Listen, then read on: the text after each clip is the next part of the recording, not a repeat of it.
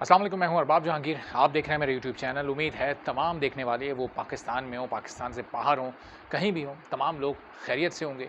और पाकिस्तान के medical students और डॉक्टर्स के लिए आज ख़ास तौर पर बहुत बड़ा दिन है, एक तारीख़ी दिन है, एक फ़ैसले का दिन है और आज आर या पार वाला दिन है। अगर आज हो गया तो जनाब आर हो गया और अगर नहीं हुआ तो फिर पार हो गया। तो आज वो दिन है कि सबकी नज़रें घड़ियों पर हैं कि कैसे वक्त गुजर रहा है और आप लोगों को ये लग रहा होगा कि बहुत आहिस्ता-आहिस्ता वक्त गुजर रहा है, चूँकि अभी कोई 5-6 घंटे, बल्कि इससे ज़्यादा ही, अभी तकरीबन कोई 7 घंटे के करीब, साढ़े 6 घंटे के करीब बाकी हैं, जब ये वीडियो मैं आपके लिए रिकॉर्ड कर रहा हूँ। और जब तक आप तक ये पहुँचेगी तो और थोड़ा टाइम कम हो चुका होगा। और जो इस वीडियो को 1 या 2 घंटे या 3 घंटे बाद देखेंगे तो उनके लिए तो टाइम और भी कम हो चुका होगा। और 4 बजने में बहुत कम वक्त उस वक्त बाकी होगा। 4 बजे आज जनाब शुरू होना है जॉइंट सेशन, पार्लियामेंट का मुश्तरका इजलास है, जिसमें तमाम सेनेटर्स भी मौजूद होते हैं, जिसमें तमाम एमएनएज़ भी मौजूद होते हैं। दोनों हाउसेस के लोग ज्वाइंट करके एक इजलास में मौजूद होते हैं और फिर वहाँ पर जो बिल्स पेश किए जाते हैं वो उनकी जब मंजूरी होती है तो फिर वो हतमी मंजूरी होती है, यानी वो फाइनल मंजूरी होती है। उसके लिए फिर प्रेसिडेंट ऑफ पाकिस्तान के सिग्नेचर नहीं चाहिए होते, जिस तरह कौमी असम्बली और उसके बाद फिर सेनेट की स्टैंडिंग कमेटी और फिर सेनेट से पास होने के बाद ये एक रिक्वायरमेंट होती है, लीगल रिक्वायरमेंट कि किसी भी बिल को कानून बनना है तो उस पर प्रेसिडेंट ऑफ पाकिस्तान को दस्तखत करने हैं। तो ज़रा थोड़ी-सी जो कल पीएमसी ने प्रेस कॉन्फ्रेंस की थी और उसके 1-2 पॉइंट्स कल की वीडियो में रह गए थे, लोगों ने बाद में सवालात भी किए। तो एनएलई की मैं थोड़ी-सी वज़ाहत आपको कर देता हूँ कि जो भी एनएलई उन लोगों को देना है जो कि हाउस जॉब अपनी कंप्लीट कर चुके हैं, और उन लोगों को कहाँ ये देना है, कौन उनका ये एनएलई लेगा? उनका एनएलई पीएमसी बराह रास्त से डायरेक्ट नहीं लेगी, बल्कि जो उनकी डिग्री अवॉर्डिंग यूनिवर्सिटी है, जो यूनिवर्सिटी डिग्री अवॉर्ड करती है उन्हें, वही उनका एनएलई लेगी। जो लोग उस एनएलई को पास करेंगे, जो कैंडिडेट जिस हिसाब से भी, जिस परसेंटेज से भी उसको पास करेंगे, वो लिस्ट बनाकर फिर वो अवार्ड, जो डिग्री अवार्डिंग यूनिवर्सिटी है, वो पीएमसी को भेजेगी और फिर वो पीएमसी के रिकॉर्ड में वो डॉक्यूमेंट्स और उनका वो रिज़ल्ट जमा हो जाएगा और फिर इस तरह से आप अपना प्रोफेशनल करियर आगे बढ़ा सकेंगे। तो ये पीएमसी के की हद तक बात थी। पीएमडीसी अगर आज पास हो जाएगा बिल और आज पीएमडीसी बहाल हो गई तो फिर आप समझें कि ये जो कल वाली प्रेस कॉन्फ्रेंस थी वो आखिरी प्रेस कॉन्फ्रेंस हो जाएगी फिर डॉक्टर नौशाद साहब की पीएमसी के प्रेसिडेंट के तौर पर। और फिर वो जितने भी ऐलानात हुए थे वो भी फिर नल एंड वॉइड हो जाएंगे और फिर उन तमाम ऐलानात को जो नई पीएमडीसी की काउंसिल आएगी, जो लोग हायर होंगे, जो प्रेसिडेंट होंगे, जो बाकी काउंसिल मेंबरान होंगे, वो फिर नए सिरे से मीटिंग्स करके उसको एक फ़ाइनल शक्ल देंगे। हो सकता है वो एमडी कैट की जो तारीख़ है वो 13 नवंबर ही रखें और उसको आगे ना बढ़ाएं, लेकिन ये भी हो सकता है कि वो उन्हें थोड़ा होमवर्क के लिए और अपनी प्रिपरेशन के लिए कुछ नए सिरे से चीज़ें करनी पड़ें और नए सिरे से वो मीटिंग करें तमाम प्रोविंशियल यूनिवर्सिटीज़ से और प्रोविंशियल बॉडीज़ से। तो हो सकता है फिर उन्हें 1 हफ़्ते वो एमडी कैट की तारीख़ को आगे बढ़ा दें, तो 20 नवंबर उसको कर दें, और ये भी हो सकता है कि 2 हफ़्ते आगे बढ़ानी पड़ जाए तो 27 नवंबर हो जाए। लेकिन काफ़ी सारी तैयारियां पीएमसी की नई काउंसिल अपने तौर पर कर चुकी है, तो पीएमडीसी को इससे बहुत हद तक मदद मिल जाएगी। अच्छा, बहुत सारे ऐसे भी लोग हैं जो कि पूछ रहे हैं कि जी पीएमसी और पीएमडीसी में फ़र्क क्या होगा? पीएमडीसी आ जाएगी तो क्या फ़र्क होगा? तो देखें, सबसे बड़ा फ़र्क तो ये होगा, और वो आज का कोई फ्रेशर स्टूडेंट हो या वो कोई रिपीटर हो या वो आखिरी साल में हो या वो हाउस जॉब करने वाला हो, सबसे बड़ा फ़र्क ये है कि एनएलई को पीएमडीसी फ़ौरन उसके बहाल होते ही एनएलई ख़त्म हो जाएगा। और जो एक एनएलई की तलवार आप पर लटक रही होती है कि 5 साल आप मेहनत करें, आप हाउस जॉब भी करें और उसके बाद भी आप एनएलई के एग्ज़ाम के लिए फिर अलग से तैयारी करें, तो वो एक नए सिरे से आपको तमाम चीज़ें पढ़नी पड़ती हैं, तो उससे आपकी जान छूट जाएगी। अगर आप आज पहले साल एमडी कैट दे रहे हैं और पहला आपका यूनिवर्सिटी का साल थोड़े अरसे बाद शुरू होने वाला है, तो 5 साल बाद ही आपको रिलीफ़, जो 5 साल बाद आपके साथ होना था वो आपको फ़ौरन रिलीफ़ मिल गया।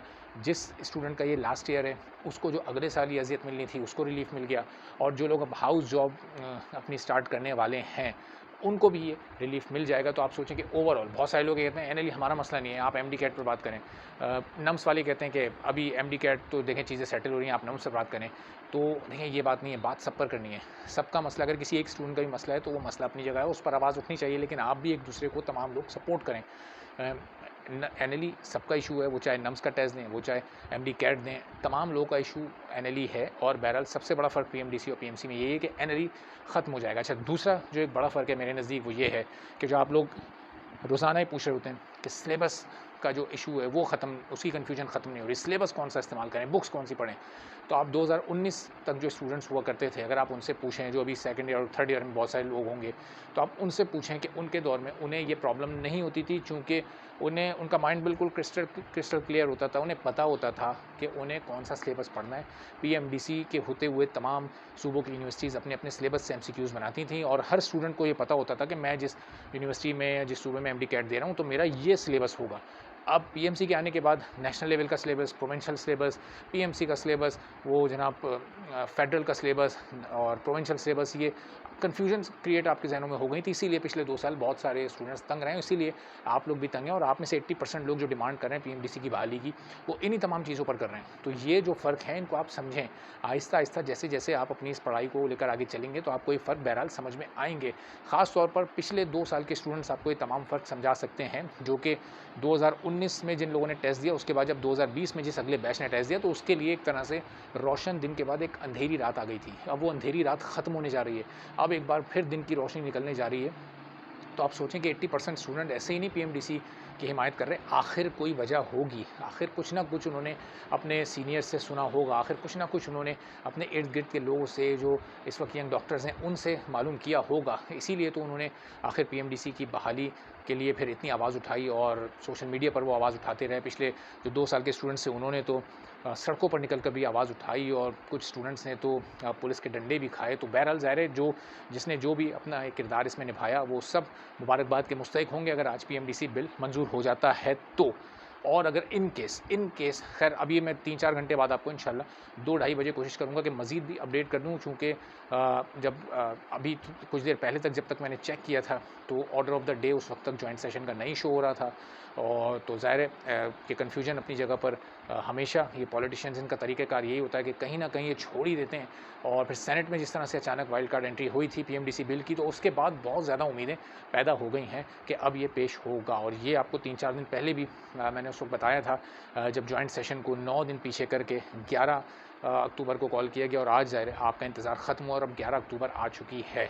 तो ये जो बहुत सारे आपके ज़हनों में मुख्तलिफ़ सवालात हैं, ये लास्ट ईयर रिज़ल्ट की वैलिडिटी, ये जनाब एनएलई से मुतालिक जो इश्यूज़ हैं, जो सिलेबस से मुतालिक इश्यूज़ हैं, और जो दूसरे इश्यूज़ हैं, जो डोमिसाइल वगैरह के इश्यूज़ हैं कि जी डोमिसाइल में किसी का आज़ाद कश्मीर का है, वो पंजाब में टेस्ट देना चाहता है, किसी का किसी और इलाके का है, सूबे का है, और वो इस्लामाबाद में टेस्ट देना चाहता है। तो ये तमाम इश्यूज़ अगर पीएमडीसी बहाल हो जाती है, तो फिर आने वाले चंद दिनों में हल हो जाएंगे। और हमें उम्मीद भी ये लगानी चाहिए कि इंशाल्लाह पीएमडीसी बहाल हो, ताकि तमाम आप लोग के इश्यूज़ हल हों, चूँकि इन इश्यूज़ की वजह से आप लोगों को तैयारी करने में बहुत प्रॉब्लम हो रही है। और ये इंशाल्लाह आज ये मामला निमट जाए, हल हो जाए, तो फिर आज ही इंशाल्लाह कोशिश करेंगे कि शाम में या जब इस मामले पर और बात हो रही हो, तो नम्स वालों के लिए भी आवाज़ उठा सकें। चूँकि इस्लामाबाद की सूरत-ए-हाल इस वक्त हम सब के सामने है, किस तरह से इस्लामाबाद को कंटेनरिस्तान बना दिया गया है। इतने कंटेनर्स, वो छोटा सा एक शहर है, 26-27 किलोमीटर की कुल टेरिटरी है वो, और उसमें 1100 कंटेनर्स लाकर जिस तरह से छोड़ दिए गए हैं, तो इस वक्त वहाँ तो एक कर्फ्यू का समा है, वहाँ तो आप मूव करना इस वक्त बहुत मुश्किल हो चुका है। और जब 30,000 एहलकार भी अगले चंद रोज़ में यहाँ पहुँच जाएंगे, तो फिर 16 तारीख को किस तरह से स्टूडेंट्स निकल कर पहुँच सकेंगे। बहरहाल कोशिश करूँगा मैं आज या कल के नम्स वालों से भी एक बार रब्ता हो और उनको ये सिचुएशन, ज़ाहिर उनके इल्म में तो है, वो तो सब देख रहे हैं, लेकिन फिर एक बार उनके इल्म में लाई जा सके कि देखें ये सूरत हाल है, इस सूरत हाल में आप अपना मौक़िफ़ दे दें कि आप कन्विंस हो रहे हैं, कोशिश कर रहे हैं आगे बढ़ाने के लिए, या फिर नहीं, या फिर इसी तरह ये रास्ते फलांगते हुए, कंटेनर्स पर छलांग लगाते हुए, ट्रकों को क्रॉस करते हुए, ट्रॉलर्स के नीचे से निकलते हुए, फिर इस तरह से स्टूडेंट्स और उनके जो भी साथ उनके पेरेंट्स होंगे या फिर टीचर्स जिनको सेंटर्स में पहुंचना होगा, फिर वो इस तरह से पहुंचेंगे। तो ये सूरत हाल पूरी आपके सामने है। इंशाल्लाह थोड़ी देर बाद आपसे अगली वीडियो में जब 4 बजने वाले होंगे और मज़ीद अपडेट्स के साथ, मज़ीद डेवलपमेंट्स के साथ फिर इंशाल्लाह मुलाकात आपसे होती है। जो लोग चैनल पर नहीं, सब्सक्राइब कर लें ताकि तमाम वीडियोज़ और इन्फॉर्मेशन आपको भी फ़ौरी तौर पर मिल सके। इजाज़त दीजिए, अल्लाह हाफ़िज़।